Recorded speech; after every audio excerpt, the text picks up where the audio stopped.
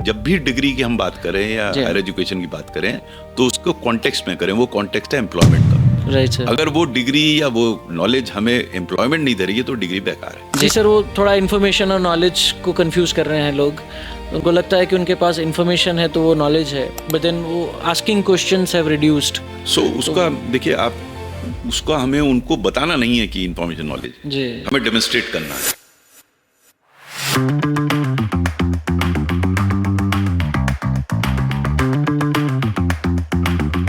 नमस्कार, आप सभी का स्वागत है इंपीरियल के पॉडकास्ट सीरीज में। On behalf of imperial school of banking and management studies, आप सभी को स्वतंत्रता दिवस की हार्दिक शुभकामनाएं। आज हमारे पॉडकास्ट के जो गेस्ट हैं श्री अनिल स्वरूप जी, रिटायर्ड आईएएस अधिकारी हैं। इन्होंने अपने कार्यकाल में काफ़ी महत्वपूर्ण पदों पे अपना योगदान दिया है, जिसमें cabinet secretary for coal, for education, ये कुछ उसमें इम्पोर्टेंट पद रहे हैं। सर, स्वागत है आपका।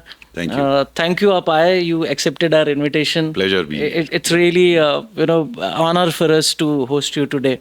Happy Independence Day to you, sir. Thank you, same to you. आज हम लोग सर से कुछ चर्चा करेंगे जिसमें हम लोग न्यू एजुकेशन पॉलिसी और इसके न्यूएंसेस पे बात करेंगे। तो सर, बहुत सिंपल सा सवाल से शुरू करते हैं सर। मैंने पढ़ा है आपके बारे में, तो आप आईएएस से पहले आईपीएस ऑफिसर भी रह चुके हैं जी। तो ये ट्रांजिशन कैसा सर, आईपीएस टू आईएएस? मैं शुरू से ही आईएएस अफसर बनना चाहता था जी। मेरी मंशा थी। पहले वर्ष जब मैंने परीक्षा दी तो मेरे उतने नंबर नहीं आए कि मैं आईएएस में आ सकूं, तो पुलिस में आ गया। अच्छा, तो सर वो ट्रांजिशन सिंपल था या फिर? Very simple. मैं ट्रेनिंग में था हैदराबाद में, पुलिस ट्रेनिंग में। जी। मेरा सिलेक्शन हो गया, मैंने मसूरी में ज्वाइन कर लिया। अच्छा, okay sir. New education policy काफ़ी चर्चा में है, तो कुछ we being an educational institute, हम लोग अभी उस पर काफ़ी स्टडी कर रहे हैं। हम उसका इम्पैक्ट भी समझने की कोशिश कर रहे हैं कि कैसा आएगा, पर्टिकुलरली हायर एजुकेशन इंस्टीट्यूट्स पे। तो सर, कुछ बातें ऐसी हैं जो हम लोग क्लैरिटी चाहते हैं उस पर। और जैसे एक सबसे बड़ा जो ऑब्जेक्टिव है हायर एजुकेशन में अब न्यू एजुकेशन पॉलिसी के थ्रू, कि जो ग्रॉस एनरोलमेंट रेशियो है हायर एजुकेशन में, वो पहले काफ़ी कम रहा है, करीब 26% के आसपास। वो अब ऐसा एम है कि वो 50% तक जाए। तो सर, सवाल ये है कि इट्स ऑलमोस्ट डबलिंग अप, तो क्या क्वालिटी को बिना कॉम्प्रोमाइज़ किए ये करना पॉसिबल हो पाएगा? देखिए, मेरा व्यक्तिगत मत ये है कि हम बहुत लोगों को हायर एजुकेशन में ना ले जाएं। जी, मेरा व्यक्तिगत मत है। पॉलिसी अपनी जगह पर है। हाँ। मेरा ये मानना है कि हम हर नागरिक को, हर बच्चे को जी ऐसा बनाए कि उसको नौकरी मिल सके, हाँ, वो एम्प्लॉयबल हो सके, बनिस्बत खाली डिग्री ले सके। करेक्ट। क्योंकि वर्तमान में भी जो डिग्री लेते हैं उसके बाद कहाँ जाते हैं। हाँ। तो हमें जब भी डिग्री की हम बात करें या हायर एजुकेशन की बात करें तो उसको कॉन्टेक्स्ट में करें। वो कॉन्टेक्स्ट है एम्प्लॉयमेंट का। Right sir. अगर वो डिग्री या वो नॉलेज हमें एम्प्लॉयमेंट नहीं दे रही है तो डिग्री बेकार है। जी हाँ, जी हाँ। तो सिर्फ संख्या से बात कर लेना कि 26 से 50 कर दें जी, ये मैं समझता हूँ एक डिजायरेबल है जी हाँ। लेकिन मेरा विचार से उतना महत्वपूर्ण नहीं है जितना महत्वपूर्ण उसकी एम्प्लॉयबिलिटी है। हाँ, स्किलिंग की जितनी रिक्वायरमेंट है। दूसरा उसका फिर पॉइंट यही आता है कि हम क्या उसको स्किल कर पा रहे हैं। जी, हम उसको स्किल करें, एम्प्लॉयबल बन सके जी हाँ। उस हिसाब से स्किल करें। करेक्ट। और तभी quality of education becomes very important. जी, नंबर्स डोंट। Right sir. क्योंकि वो डिग्री फेटिश है ही आज भी हमारे यहाँ पे। वो क्वालिफिकेशन मैटर्स, मतलब वो करके क्या करेगा। जी हाँ। मुझे देखिए, अच्छी बात क्या है एजुकेशन पॉलिसी में कि अब की बार इस पॉलिसी में वोकेशनल एजुकेशन को हाँ सर, वो रिकग्निशन दिया गया है जो पूर्व में नहीं दिया जाता। करेक्ट। तो एक अच्छी बात है कि बच्चा शुरू से ही जी सर ट्रेन होने की सोचे, इससे नौकरी मिल सके। जी। तो सर, वोकेशनल एजुकेशन की बात आ रही है, मैं आगे कवर करना चाह रहा था, बट क्योंकि बात निकली तो मैं पूछता हूँ। मैंने पढ़े वो आंकड़े जिसमें 19 से 24 साल के बच्चों के बीच इंडिया में इफ़ यू टॉक अबाउट सिर्फ 5% लोग वोकेशनल ट्रेनिंग करते हैं।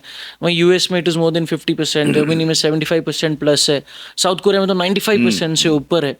तो सर, ये it is about the ecosystem also. If you talk about Germany, if you talk about US, if you talk about Korea, जहाँ पे opportunities वैसी है, and to be very honest, vocational trades को वो respect भी है। Correct. तो ये सबसे महत्वपूर्ण बात आपने आप कही। जी। तो देखिए, ऐसा ना कि हमारे यहाँ जी ये सामान्य धारणा रहती है हाँ कि पहले मैं साइंस लूं, आर्ट्स लूं, कॉमर्स लूं और कुछ ना मिले तो कुछ वोकेशनल। तो साइकोलॉजिकली और सोशियोलॉजिकली हम उसको नीचे मानते थे। हाँ। दूसरा क्या था कि अब तक सीबीएसई का जो पहले, अब उन्होंने परिवर्तित किया है। पहले व्यवस्था ये थी कि हर जगह वोकेशनल अवेलेबल नहीं थी क्योंकि उसको नीचा समझते थे। एग्जैक्टली। तो ये बड़ी ये कॉम्प्लेक्स प्रॉब्लम है, सिंपल नहीं है। सिंपल नहीं कि है। खाली वोकेशनल ट्रेनिंग के आप इंस्टीट्यूट बना के लोगों को, बच्चों को वहां नहीं डाल पाएंगे। करेक्ट। अच्छी बात यह हुई है कि वोकेशनल ट्रेनिंग के सब्जेक्ट सब रेगुलर करिकुलम में आ गए, पहले नहीं थे। करिकुलम में आ गए, जी हाँ। पहले आप ये नहीं करेंगे तो आप वो कार्य करेंगे। Yes yes. अब उसमें आ गए रेगुलर, तो ये एक अच्छा कदम है। करेक्ट। जब मैं सेक्रेटरी था तभी मैंने सुझाव भी दिया था कि जब तक आप वोकेशनल ट्रेनिंग को वो रिकग्निशन नहीं देंगे जी हाँ। शासकीय स्तर पर, Correct, तब तक बच्चा वहां क्यों आएगा। राइट। सामाजिक स्तर पर तो हम बहुत ज्यादा नहीं कर सकते, जी। चिंतन है। उसका भी कारण ये है क्योंकि उसे ऑफिशियल रिकग्निशन वो नहीं है, इसलिए सामाजिक स्तर पे भी आदमी उसे छोटा समझता था। वही सर। अब उसको उसी धरातल पर ले आए हैं, करेक्ट करेक्ट। उसको पैरेलल ले आए हैं, तो कुछ वर्षों में ये जी, जी, आने जी। लगी। अब वो- दूसरा ये होगा जब लोगों को ये धीरे धीरे समझ में, ये धीरे धीरे होगा जी हाँ। कि ये पढ़ लेने से एक तो हम हीन भावना से ग्रस्त नहीं होंगे, हाँ। दूसरा हमें नौकरी मिल सकेगी। Correct correct. ये दो चीजें जब साथ चलेंगी जी। तो बात बन जाएगी। Right, आप sir. कोरिया का उदाहरण देते हैं, कोरिया में भी शुरू में वही समस्या थी जो इंडिया में थी, ट्रू ट्रू। लेकिन दे वो ओवरकम दैट। जी जी। तो तो यहाँ वो एक भी इकोसिस्टम क्रिएट होगा create- वैसा। जी। क्योंकि सर वही एक सवाल था कि आज हम लोग जैसे वोकेशनल ट्रेनिंग की बात कर रहे हैं, हम लोग अगर से सपोज कोई बी वॉक करता है, बैचलर्स करता है वोकेशनल स्टडी में, अगर उसको फिर पीजी में कोई प्रोफेशनल कोर्स पिक करना है, जैसे फाइनेंस पिक करना हो या और कोई स्पेशलाइज कोर्स भी पिक करना हो, तो वो कहीं ना कहीं वो क्वालिटीज में शायद कमी रहेगी। तो how can this be addressed? तो हमें ये देखना है कि वोकेशनल ट्रेनिंग का मतलब ये नहीं है कि बाकी स्किल्स उसकी बेकार हो जाएंगी। जी। हमें वोकेशनल ट्रेनिंग को ही इतना परिपक्व बनाना है Right. कि आगे वो उसमें एक्सपर्टीज भी प्राप्त कर एक्सपर्टीज सके। भी कर सके।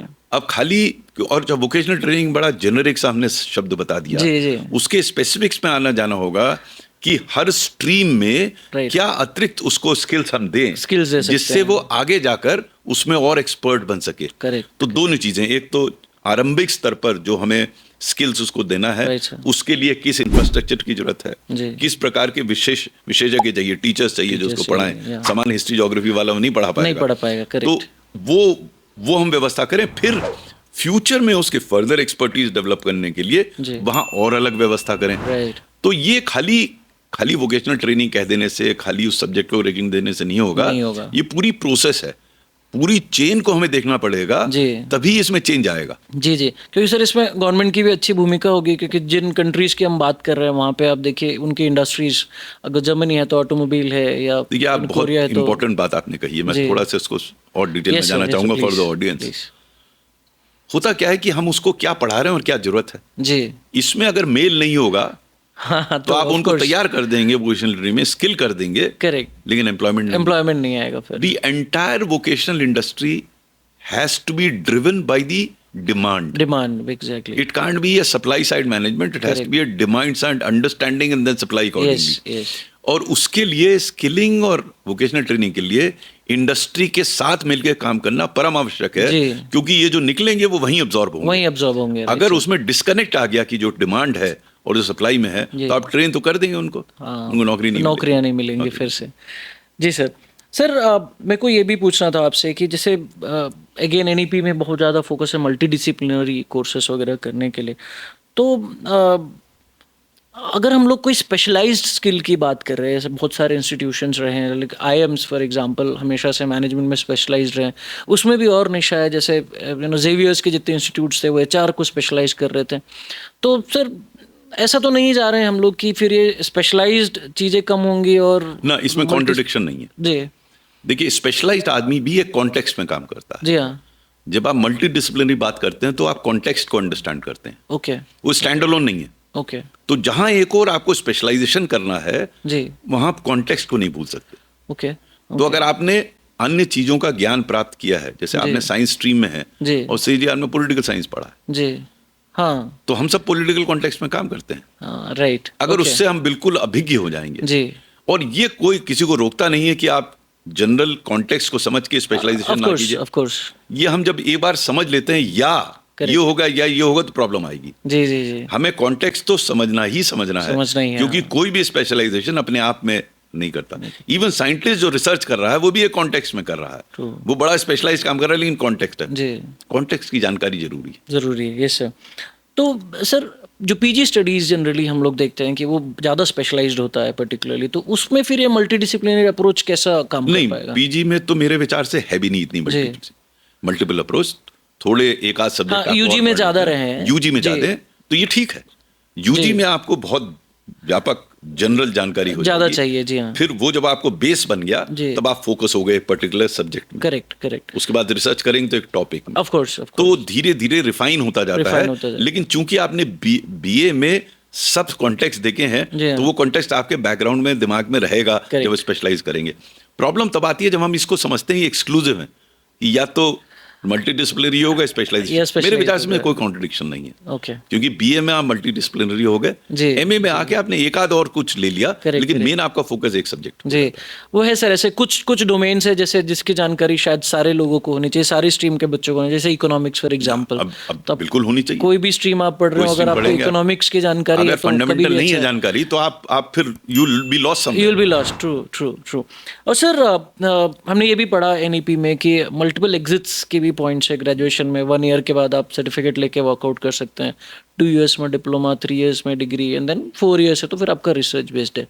तो सर मैं ये जानना चाह रहा था कि इंडस्ट्री में एक्सेप्टेबिलिटी बनेगी क्या जब कोई बच्चा अगर 1 साल में एग्जिट ले लेता है, 2 साल में एग्जिट ले लेता है? आप इंडस्ट्री को जनरल मान के चल रहे हैं जी।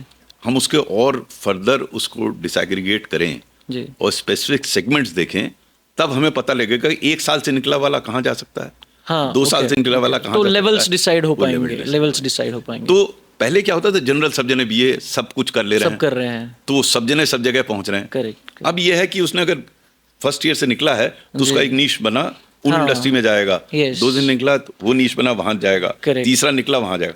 आई थिंक इट्स मच बेटर जी। और हर इंडस्ट्री के लेवल्स भी कैटर हो पाएंगे। आप सबको सब कुछ पढ़ा के और उसकी रिक्वायरमेंट अलग है। करेक्ट करेक्ट है ना? करेक्ट। तो मान लीजिए मैं वोकेशनल ट्रेनिंग कर रहा हूँ और मैंने बीए 1 साल कर लिया, यस सर, मेरे लिए काफी काफी है। मुझे तो वो स्किल जो हमने एक्वायर की है, जी। बीए का थोड़ा हमने जानकारी कर लिया, अब स्किल पे मैं काम करूंगा। मैं क्यों एमए करूं? Why should I do MA? बहुत सारे या सेक्टर्स 4 साल का बीए में क्यों करूं अगर मुझे वोकेशनल ट्रेनिंग में जाना है? करेक्ट। बैंकिंग जैसे सेक्टर फॉर एग्जांपल कि अगर आपको फ्रंटलाइन सेल्स में आना है, बेसिक सेल्स में, तो आप 1 साल के सर्टिफिकेट कोर्स पे भी आ सकते हैं। आप करिए। आई थिंक इंडस्ट्री स्पेसिफिक ये अच्छा सूट होगा। ये मेरे हिसाब से बहुत अच्छा है। जी जी जी, गुड सर। और सर एक चीज़ और पूछना था कि जैसे थोड़ा सा मतलब ऑफ बीट क्वेश्चन है, but then private institutions, private coachings हमने कई जगह सुना लोगों को बोलते हुए या रेफर करते हुए कि ये माफिया है। बट देन प्राइवेट इंस्टीट्यूशंस अच्छी मात्रा में हैं, बहुत सारे बच्चे प्राइवेट इंस्टीट्यूशंस में पढ़ रहे हैं या प्राइवेट कोचिंग्स भी ले रहे हैं। तो इनका एक कंट्रीब्यूशन कितना इम्पोर्टेंट है और ये कैसे एनईपी में भी फिट होने वाला है आगे चलकर? इसमें हमें ये समझना पड़ेगा कि अगर प्राइवेट इंस्टीट्यूशन कोई आ रहा है तो क्यों आ रहा है जी। इसमें फॉर सेक ऑफ कन्वीनियंस उसको 2 भागों में विभाजित कर लें सर। एक कोचिंग इंस्टीट्यूट्स हैं, एक रेगुलर यूनिवर्सिटीज या इंस्टीट्यूशंस हैं जी। इन दोनों को साथ नहीं रख सकते, इन दोनों का पर्पस अलग है। करेक्ट है ना? कोचिंग इंस्टीट्यूट्स आपको एनेबल करते हैं उस जगह में जाने के लिए जहां आप जाना चाहते हैं। हाँ। बड़ा फोकस्ड होता है। Yes sir. और जो इंस्टीट्यूट्स हैं वो आपको फंडामेंटल नॉलेज देते हैं कि आपको नौकरी मिल सके। करेक्ट। कोचिंग इंस्टीट्यूट तो एक एग्जाम के लिए, एक पर्पस के लिए होते हैं स्पेसिफिक, वेयरएज मैनेजमेंट इंस्टीट्यूट तो आपको स्किलिंग करते हैं, आपको नॉलेज देते हैं, अलग है। दोनों का हैंडलिंग बिल्कुल अलग होगा। Right sir. है ना?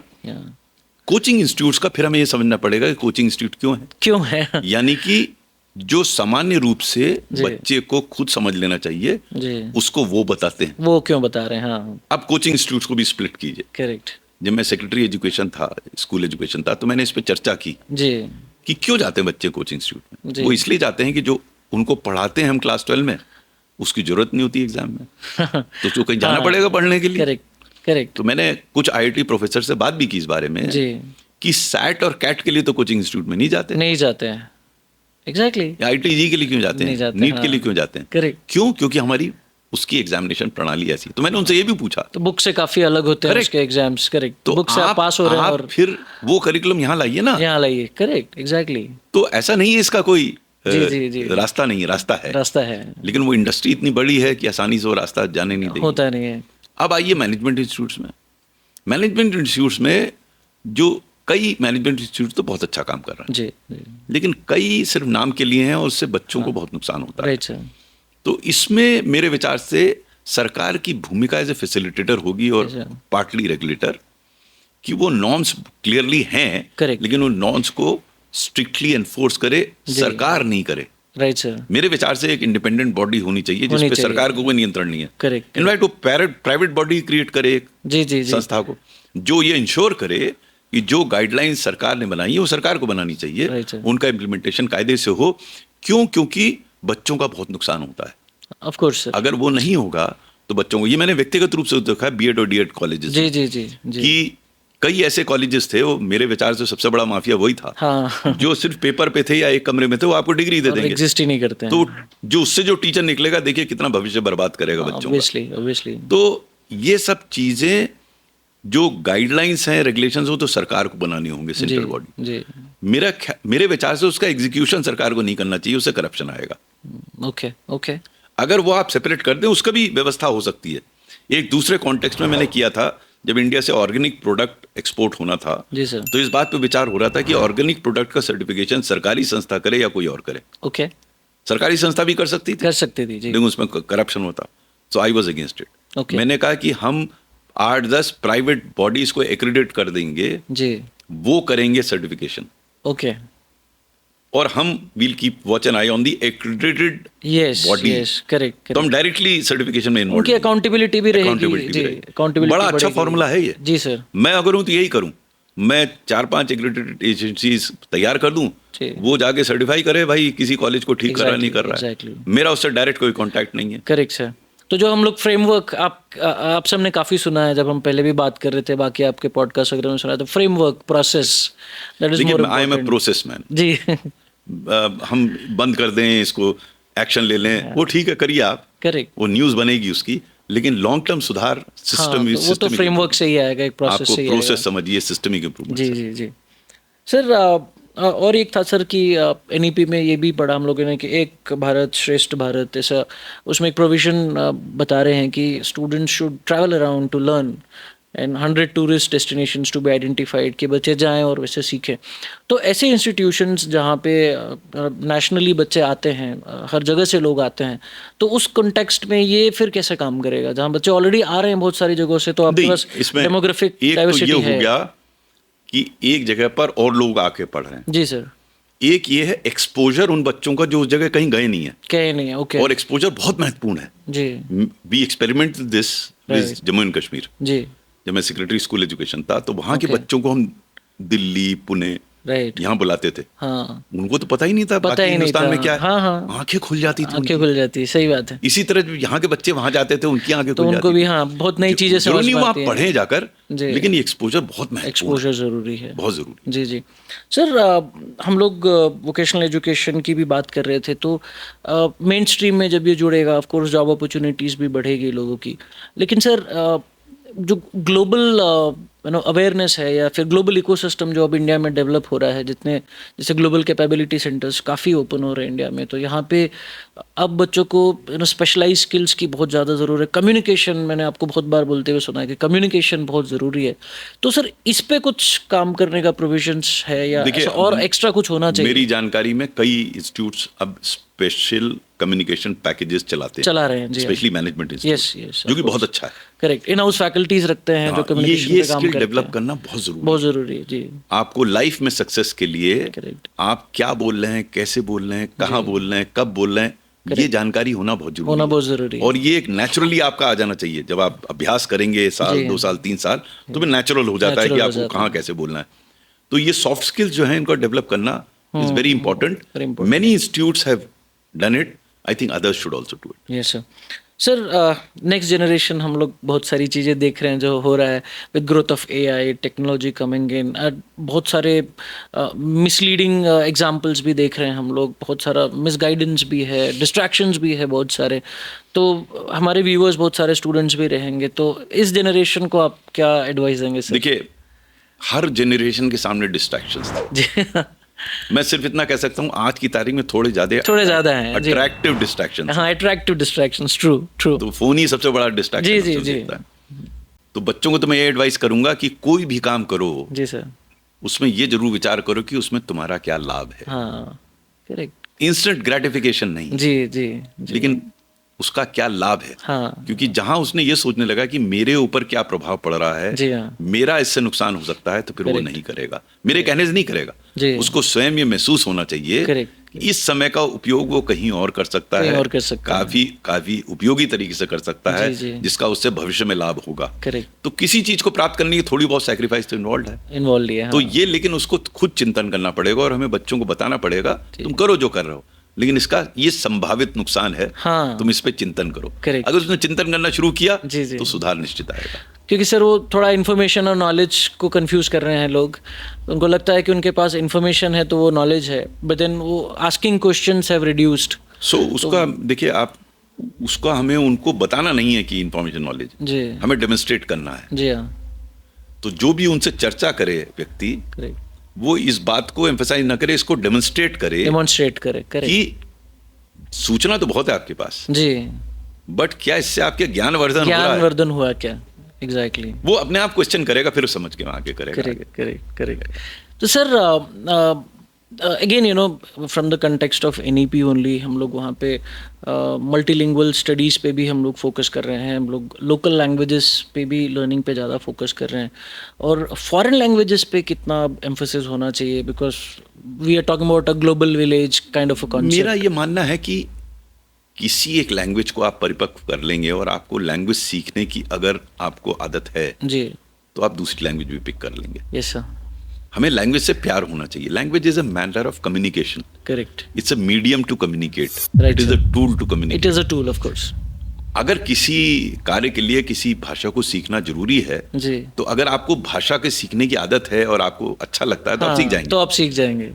जो आपने पहले बात कही महत्वपूर्ण है, जो कि बहुत एक महत्वपूर्ण एस्पेक्ट है पॉलिसी का, कि पॉलिसी ये कह रही है कि पहले 5 वर्ष में आप उसको अपनी लैंग्वेज में उसका बहुत महत्वपूर्ण कारण है। कॉग्निटिव डेवलपमेंट काफी अच्छा होता है उससे, क्योंकि वो घर पे वो भाषा सुन रहा है तो उसको समझाने में आसानी होगी अगर उसकी भाषा में समझाया जाएगा। आप नई भाषा में समझाएंगे तो उसको उसकी अंडरस्टैंडिंग इम्पैक्ट, थोड़ी अंडरस्टैंडिंग इम्पैक्ट करती है उसकी। Sir thank you very much sir, आपसे अच्छी बात हुई। थैंक यू अगेन कि आप आए हमारे साथ में आज। Thank you very much sir. Thank you viewers, thank you for watching. Thank you.